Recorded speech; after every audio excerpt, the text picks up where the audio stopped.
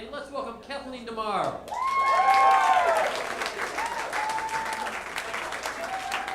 Hey, everybody. I am so excited to be here because it's the fall. I love the fall because I hate the summer. I hate the summer because I am not the shorts-wearing type of lady, right? But like if you had to throw me into a pair of shorts, I usually pick Bermuda shorts. Mostly because those are the only kind of shorts that don't get lost in my personal Bermuda Triangle. You know, that is my vagina just like swallowing them whole. Every woman in this room should be laughing at that joke. If you haven't had to go fishing for the edges of your shorts and the great white shark that is your vagina, I don't think you can say you've lived life as a woman. Here's my problem though, when I put on Bermuda shorts, I have this like condition that plagues a lot of women my age. Like I go from being a fun, flirty 27-year-old to looking like a 40-year-old Girl Scout troop leader named Big Kath. Yeah. Big Kath is a real bitch. I am petrified of Big Kath, okay? I don't even think she has a kid in the troop. She's just a lifelong Girl Scout, okay? I'm not sure if it's obvious. I'm a tall lady. I'm 5'11", so I'm 2 inches taller than the average American male. And in Boston, there's like weird pros and cons that go with that. Like some of the cons are it makes dating difficult. But I live in downtown Boston, so some of the pros are that it makes walking home alone at night really nice. Because like if you've had a chance to take a look at me while I'm on stage, we can all agree on one thing about me. I'm clearly a two-man job, okay?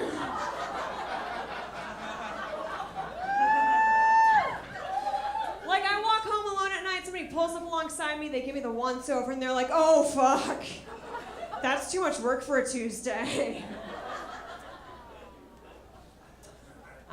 I moved recently, and I realized the walls are very thin. Like I was getting ready to go to bed, and I heard a groan through the wall, and I got concerned because my neighbor's a 75-year-old widower, so death is imminent.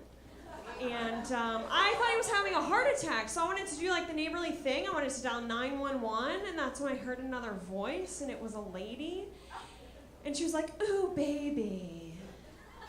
And that's when it clicked for me, right? My neighbor was getting laid. Fantastic news for him, but it also made me realize that if I could hear them lightly groan through the wall, they probably heard me cry myself to sleep last week.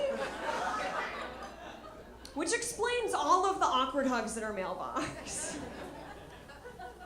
My parents like to visit me a lot, which is mostly good, but my dad does this weird thing where he comes to visit and he borrows my dog and he takes her into downtown Boston for the day and he likes to pretend that he's blind. And that my dog is his seeing eye dog. So my 65-year-old father, just for fun, starts like bumping into shit until people ask him to leave. I don't have a dog that can pull this off. Like I don't have a German Shepherd, I don't have a Golden Retriever. I have a miniature dachshund. With one eye. Like I'm my dog's designated seeing eye human, okay? But my dog is getting old. My dog is 14. She's blind. She has like all these fatty tumors. She looks like a bag of walking dirty laundry. And I'm worried that she's like sticking around for me. So I've started having those like really sweet, meaningful conversations with her. You know, like, Pepper, if you have to pass, I understand. Or like, Pepper, if you're in pain and you need to cross the Rainbow Bridge, I understand. Or like, Pepper, the vet said you were supposed to die 4 years ago. This has been a really good victory lap, but it's time to wrap it up. You're not in the 5-year plan, okay? Mama wants to move to New York.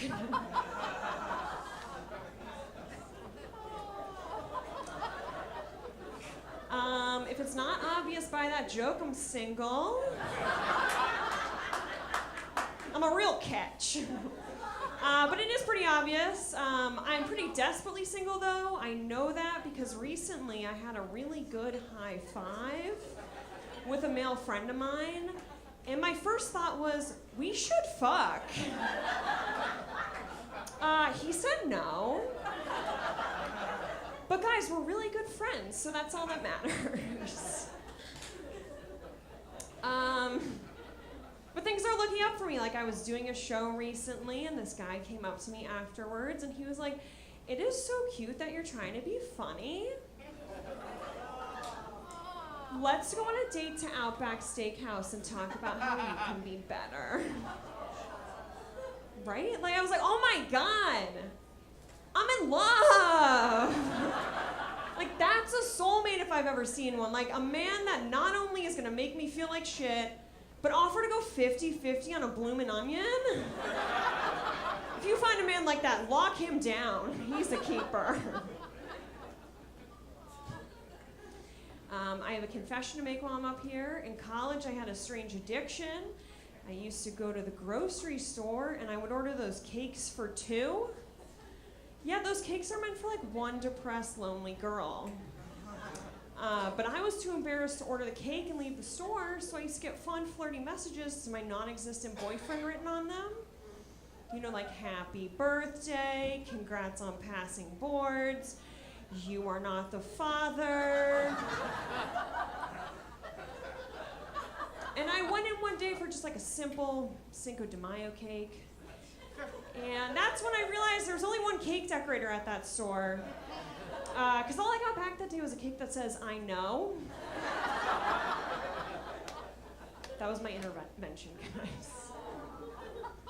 But I'm close with my family. I'm very close with my family. Like, I went to visit my grandfather recently. He is a 92-year-old World War II vet. Yeah, we took him out to one of his favorite restaurants. And at that restaurant, there's a woman with a shirt on that said Guess. And I think we all know of Guess as a women's clothing brand. Well, my grandfather felt that it was appropriate to just hobble up to that woman, you know, look her dead in the eye and just say 34C.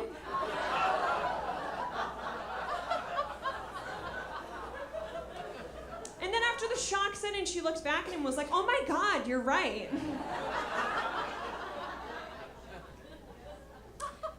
Unfortunately, my grandfather passed away recently, but he was a very thrifty man. And for example, like when he passed, he was a World War II vet, and he got a free burial plot, and he had his wife cremated, and he had her ashes buried in his casket. And everybody at the funeral was like, "That's what eternal love looks like. Like, they're gonna be together in the afterlife forever." I was like, pump the brakes. That was his best buy one, get one free deal, okay? He was working on that one for 92 years. Let's give him some credit. You guys have been fantastic tonight. Let's bring it back to Rick Jenkins.